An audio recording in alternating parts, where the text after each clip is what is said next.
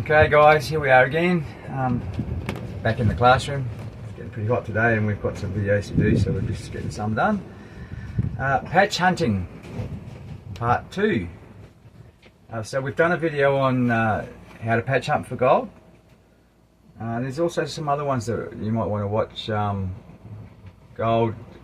Information is king and 100 ounce patch. And there's a couple more in there I can't remember the names of, but specifically we talked about hunting for a patch on the last video of patch hunting, and we showed Google driving. Again, go back and look at these videos if you don't know what that is. We showed Google driving through the area, and we picked out some old scrapings, some mine shafts, areas of interest where we could see some prospecting, and we plotted a area to work, a line of strike, a zone. Okay, so now we're going to go to a slightly different thing here, but it's all based on something. Now, try not to waffle. Geology, while important and all that stuff, is only ever going to put you in the right area. That's it. You know, and most of the areas where you see a big mine shaft popping out of the ground or something, it's been flogged. You know, too easy. So what we're getting on this video is, say for instance, sorry, I'll backtrack. What I will say is this method, and many of you are probably using it, but maybe not using it quite properly, possibly. This method is deadly. You combine this with our patch hunting part 1 video and employ this method as well, it's absolutely lethal for gold. This is your number 1 friggin' tool when you're out on ground. This one really, all the geology and all that kind of, you're always looking, always use your eyes, but sometimes you can't think about things too much. Otherwise, if you try to be a geologist, you'll lead yourself away from gold often. So, and geologists will tell you this: the gold is where it is, and that's because of 10 kilometers of erosion and all that kind of stuff. That's a sad fact that we've just got to face, and the sooner you face up to that as a prospector, the happier you'll be, and probably the better you'll do. Anyhow, so with this in mind, we're going to go, this technique, it's a simple thing, we call it gridding for gold. It's a 300 meter hop for us, and specifically, I'm going to talk about this one. This was in an area that we had about 600 hectares of tenements that all dropped. Some dropped either side, but there was one in the middle specifically that we were more interested in because we didn't think it had been prospected that much. And to be honest, all the iTimers workings and that were more either side. So, you know, we like to be on those fringes, and we'll get to that. So, gridding. You want to come around here, hun? Enough looking at me. Now we'll look at my ugly face. Gridding. It's very, very simple. There's nothing really technical about it. Now, say you have, and this is. You know, you'll see it's related to this particular tenement. So say that's our tenement, okay? All right, you know, your standard 200 hectares or whatever, P-lease, you know. Now, we have one here. I'm going to turn that way because I think this might. Now I can't always show the tenements because, you know, this is actually someone's lease, I know, and out of respect, I can't always give these spots away. You guys understand that. But so I've marked the tenement out in blue, that we were interested, just the blue dots, if you can see that, okay? So we had no information of that area, to be honest. So back here, so when we've got a block like this and we've never been there, we have a quick look at geology on maps, and, you know, we often will drive the border just to see and get a feel what's going on and where it's going on. Anyhow, sometimes you come across things just doing that. Then we do this. 1, 2, 3. Sorry, they're not quite in the center.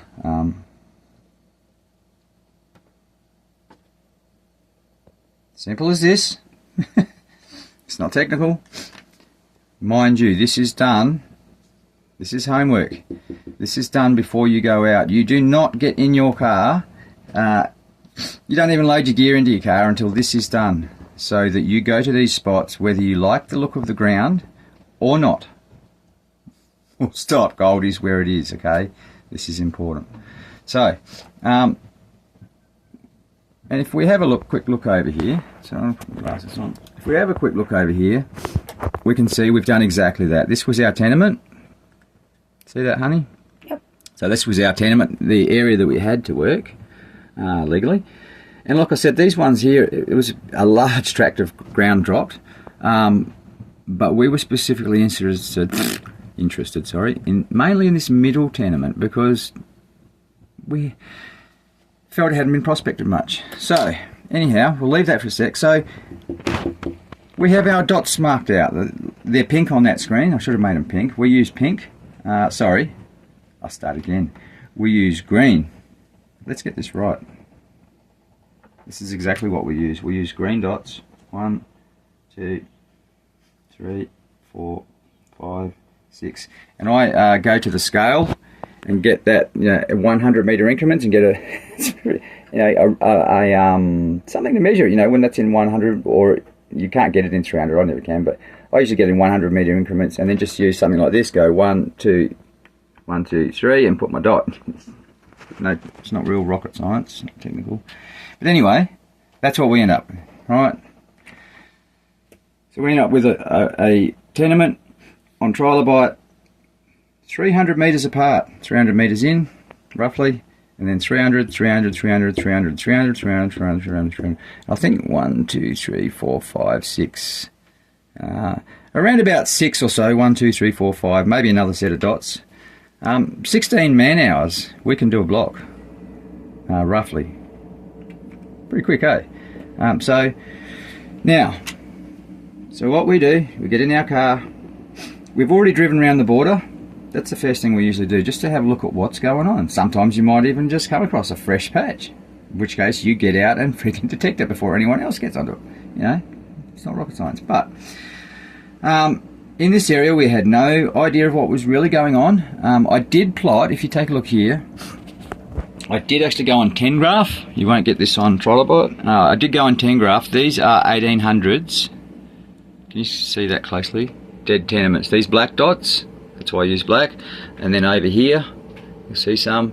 These were the old timers' workings.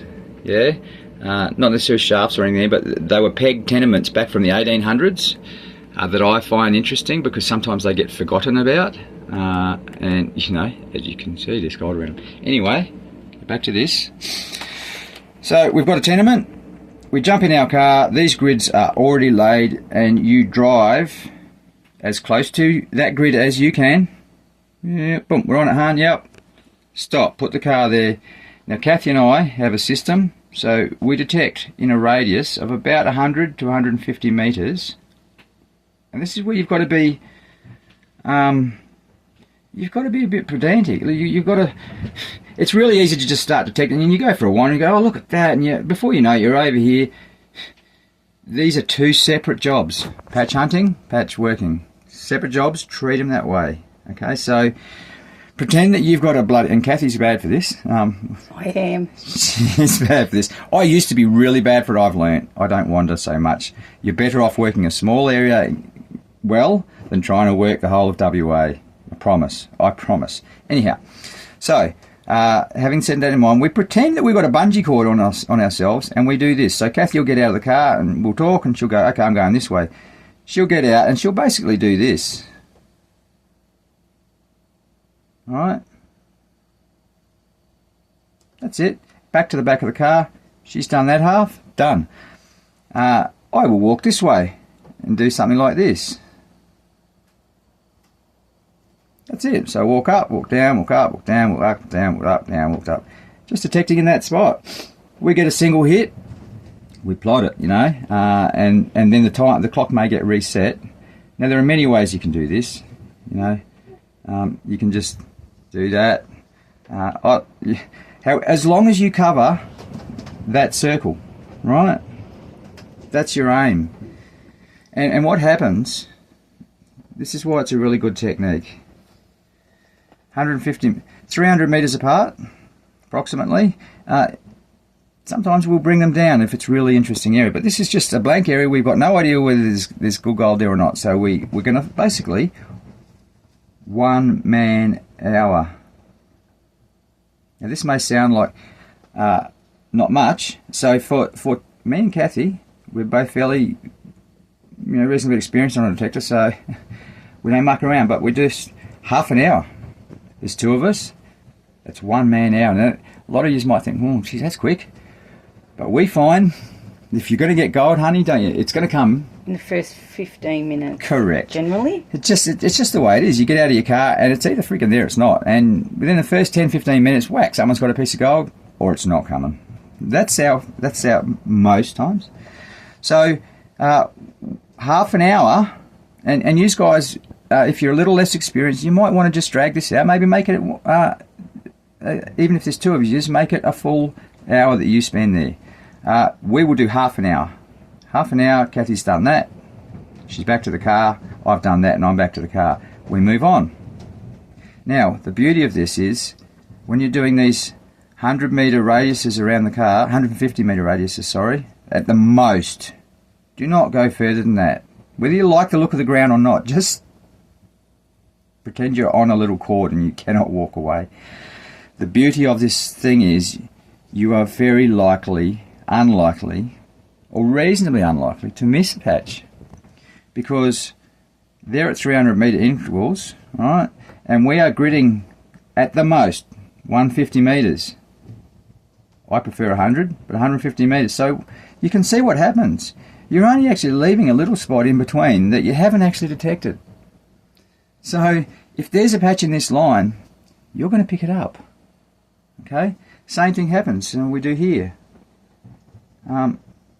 So now what happens is we'll go through, and what happens is for us, I haven't got a pink texter, but we'll go in, boom, nothing. Boom, nothing. And also, doesn't matter how you do this, you can do that way and just drive straight line, or you can do this and do your block like that. Doesn't matter, as long as you drive to these dots. Even if you hate the look of the ground, you get out and you detect there. Gold will be in funny places, and if you think you can work out where it is all the time, you're kidding yourself. You're absolutely kidding yourself. No one can. We have a good idea and we have pretty good hunches, but mate, we find it where, oh shit, didn't think I was going to be there, but it is, and that's where this method is absolutely deadly, because you go through your bangs around. So let's just get rid of that and go to this one. So this is just a spot where we've done this, right? So again, like I said, this is just out of Leonora. That's the tenement that we were roughly looking at. There was actually all around here was all open. This one dropped last, and I was interested in it. We were interested in it. So I believe we started up here. I can't remember. I believe we started up here off the road, and you can see they were all green dots, right? You see it changes a bit down here because then we go to infill work. We'll get to that. But so we're coming through. Here's the border of our tenement. Detect. Get out of the car. Detect 150 metres around the car. Nothing. Come over here. 150 metres around the car. Nothing. So it changes to a pink dot for us.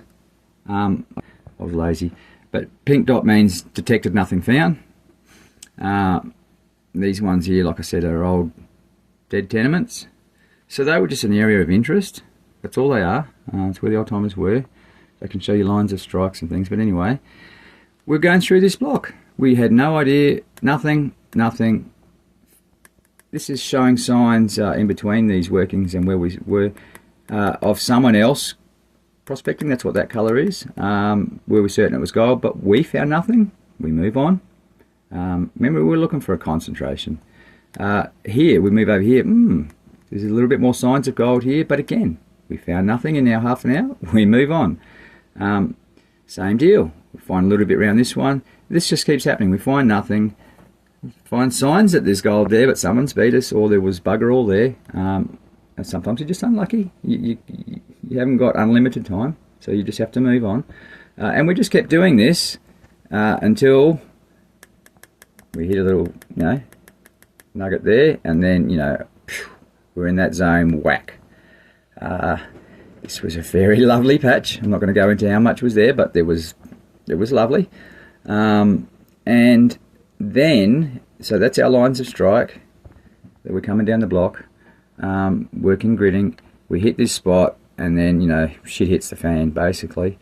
You can still see some green dots that we bring. Once we get a patch, obviously, these dots come down very close, sometimes 30 metres or less, and we will start, just like the geologists would do, we're infill detecting now, just looking to see where this patch lies and where the borders of it lie, and we could see it started to, there's still a couple here we didn't finish for some reason or other, but we probably had a feeling it was pinching out here. So once we defined this, then we went back and we just sat on that for days. I camped right here.